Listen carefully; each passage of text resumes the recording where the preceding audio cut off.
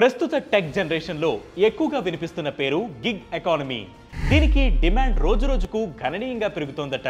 మరి ఇంతకీ ఈ గిగ్ ఎకానమీ అంటే ఏంటి? దీనివల్ల బెనిఫిట్ ఏంటి? ఎందుకు ఏమిటి ఎలాలో తెలుసుకుందాం.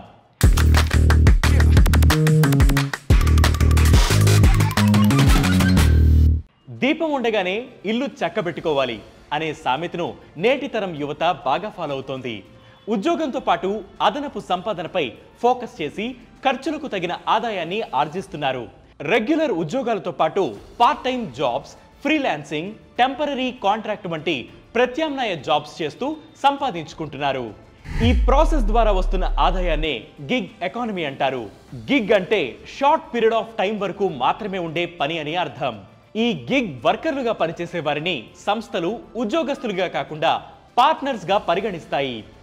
రెగ్యులర్ ఎంప్లాయీస్ కి ఉండే హెల్త్ కవరేజ్, పెయిడ్ లీవ్స్ వంటివి ఉండవు. కోవిడ్ తర్వాత ఈ ట్రెండ్ కు డిమాండ్ మరింత పెరిగింది. రెగ్యులర్ జాబ్ తో తగిన ఆదాయం రాకపోవడం, ఫ్లెక్సిబిలిటీ వంటి కారణాలు ఈ గిగ్ ఎకానమీ పెరగడానికి కారణాలు. ఒక్క భారత్లోనే 2029-30 నాటికి ఈ గిగ్ వర్క్ ఫోర్స్ 23.5 మిలియన్లకు చేరుతుందని నీతి ఆయోగ్ రిపోర్ట్ అంచనా వేస్తోంది.